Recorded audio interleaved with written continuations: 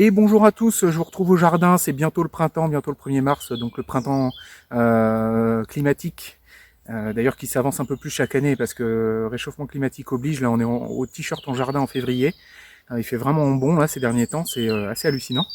Je vous retrouve devant les Aliacées, là, donc là où j'ai planté l'oignon, là et l'échalote en novembre dernier, et on va compléter les trous du coup avec de l'aérose qui se plante au printemps, et puis après du coup tout le rap d'aérose qui me reste, on va le planter dans une zone dédiée. Allez, c'est parti. Alors l'idée c'est de prendre les gousses d'ail là. Et puis là où tu vois qu'il y a des trous, normalement il est censé y avoir une plante. D'ailleurs pour te dresser les plantes s'il y a le bord là, tu plantes une gousse d'ail à moitié. Voilà, tu en pousses un peu. L'idée c'est de reboucher un peu les trous là où il y en a. Ouais, par exemple, hein. Il n'y a pas tant que ça des trous, hein. Si j'en aurais plus. C'est bon? Allez, viens avec moi. Bon, et donc là on est au fond du jardin, j'ai cette zone là sur laquelle j'ai fait la patate sur gazon l'an dernier. On est en dehors du potager, là c'est vraiment une zone qui est hors d'arrosage. J'avais mis une grosse bâche dessus et puis on va débâcher ça et puis je vais planter le reste de l'aérose. Donc une zone qui n'a pas accès à l'eau, mais je pourrais quand même amener un petit arrosoir de temps en temps si vraiment il y a besoin. Mais là, il étant une culture qui n'a pas besoin de beaucoup d'eau, normalement on n'est pas trop mal ici. Allez, j'enlève la bâche.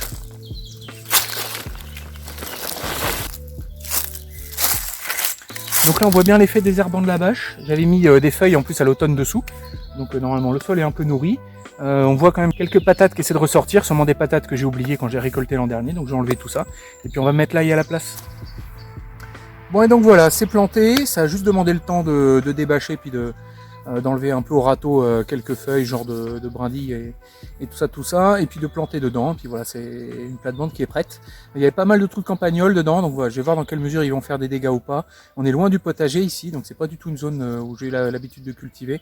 J'ai juste fait un peu de patates l'an dernier à cet endroit-là. Et voilà, on va voir si ça va marcher. L'idée c'est de faire pas mal d'ail, c'est quelque chose dont on raffole ici. L'ail en vert, l'ail très jeune. Et puis on va voir un peu ce que ça va donner. Allez, on continue. Et donc là on est le 23 février, la vidéo continue, on est une semaine à passer.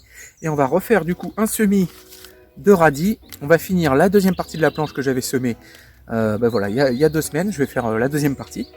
Et puis après on va s'attaquer à un semis d'épinards. Allez, c'est parti.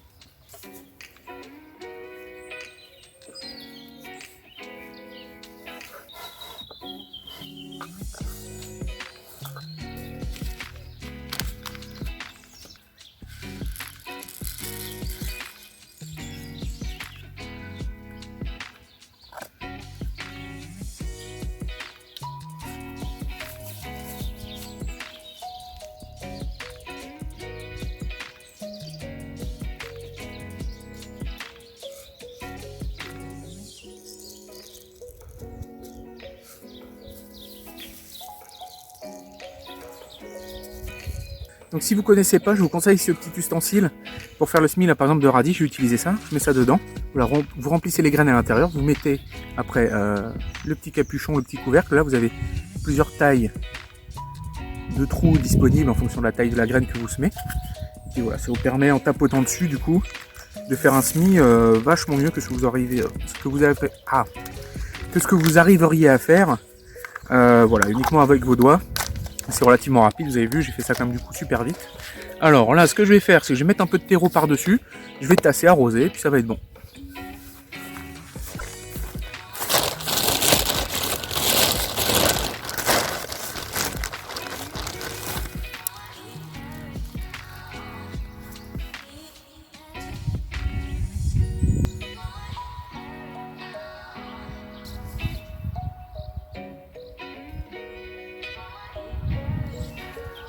Donc c'est un vieux sac de terreau un peu grossier, très humide, que j'ai récupéré, mais bon. Ça va faire le travail là maintenant. J'ai plus qu'à rabattre un peu les bords et puis à tasser.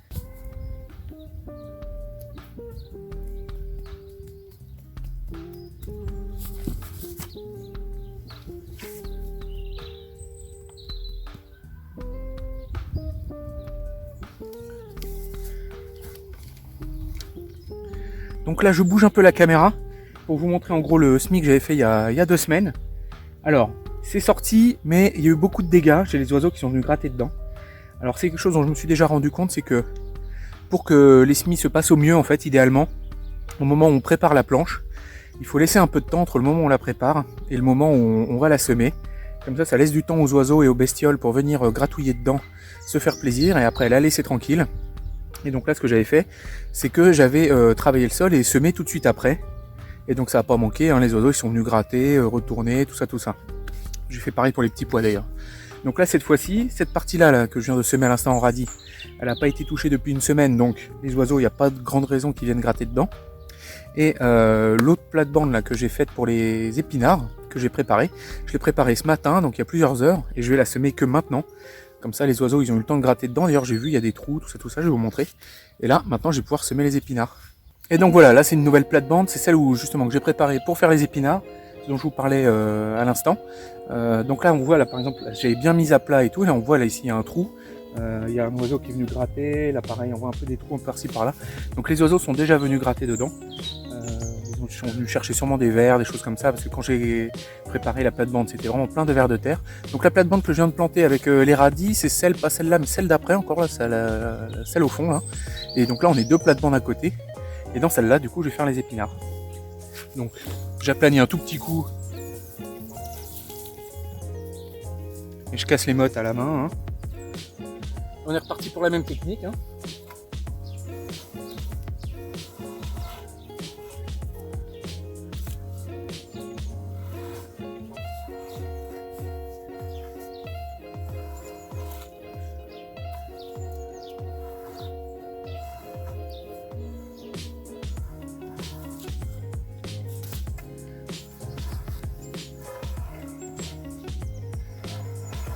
Alors des épinards, comme je vous ai expliqué, j'en ai fait en intérieur, des semis en poquet qui marchent, enfin en poquet, en alvéole qui marchent super bien.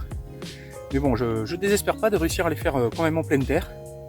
Et donc voilà, je réessaye encore une fois.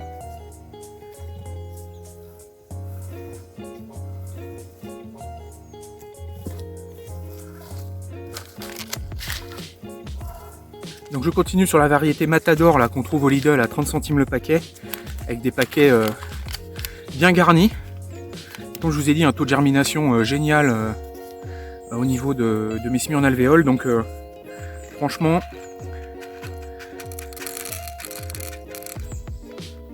là ils se sont pas moqués du monde. Hein.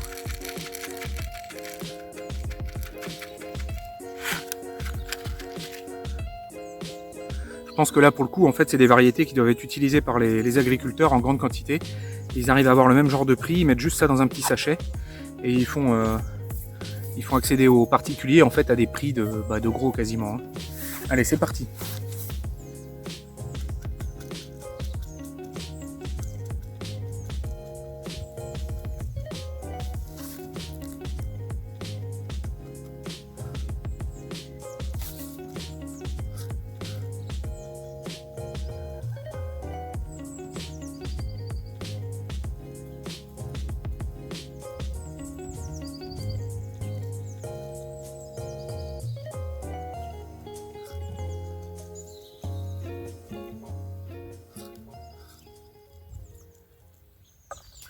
Ok, donc c'est bon.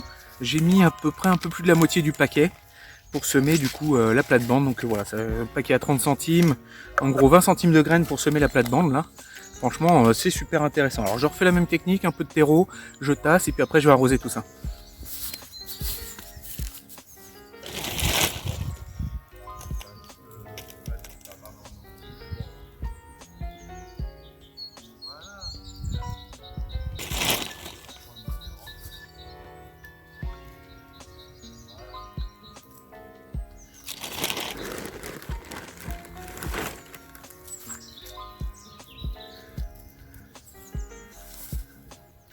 Moi, comme vous pouvez le voir, je sème jamais vraiment de la même manière.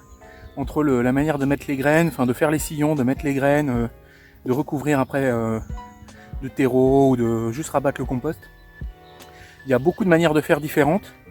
L'histoire de rajouter du terreau comme ça, je trouve que c'est une bonne manière, quitte à rajouter du terreau dans ses plates-bandes, d'optimiser son utilisation, c'est vraiment de le mettre par-dessus les semis.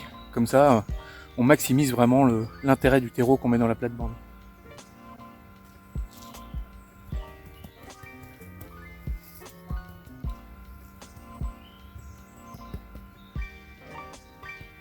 Et après, on tasse avec la main, histoire de bien se mettre de la terre plein les mains, parce que sinon, c'est pas du jeu. Hein, pour tous ceux qui jardinent en gants et qui me font des reproches. Voilà, je vous dis bonjour.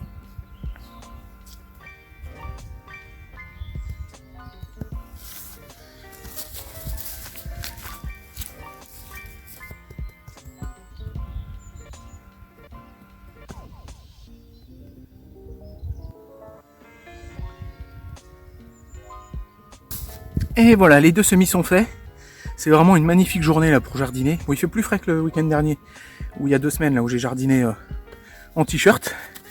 Je suis quand même en sweat là, mais il fait quand même super beau, il n'y a pas un nuage. Et allez, bon, il ne me reste plus qu'à arroser ces 2 plates-bandes là, et puis ça sera bon.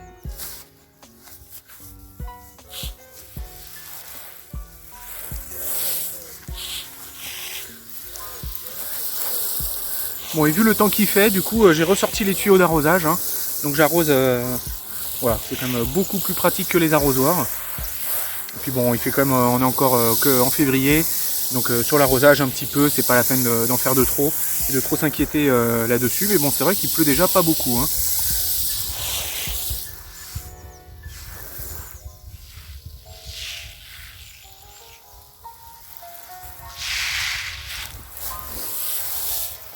Bon alors je vous les ai pas filmés, mais alors quand j'ai préparé la plate-bande, il y avait une quantité de vers de terre là-dedans. Alors des gros, hein. Je suis assez content parce que d'habitude justement j'ai jamais des très gros vers de terre, là, les anéciques qu'ils appellent, qui montent et qui descendent. Et là cette année pour le coup j'en ai eu vraiment des beaux. Donc plutôt content là du sol des plates-bandes. Donc là ma technique là de remplir des bacs de compost et de laisser le tout travailler, plus rajouter voilà tout ce que j'ai comme déchets verts du jardin et tout. Ça commence à porter ses fruits et là en termes d'enherbement c'est pareil, hein. J'ai enlevé la bâche sur cette plate-bande là. Il y avait là-dessus j'avais cultivé les haricots l'an dernier avec dont j'ai fait les flageolets là que j'ai ramassé un peu tard. Et à part les quelques tiges de haricots un peu séchées, il y avait quasiment rien à enlever. Donc voilà, vraiment une plate-bande, ça m'a pris 5 minutes à préparer, énormément de vie là-dedans. Donc super. Bon allez, je vais arrêter d'arroser parce que là je vais l'inonder mon truc.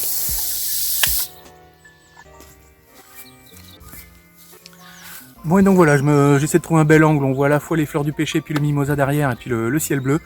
Vous voyez comme on est pas mal au jardin.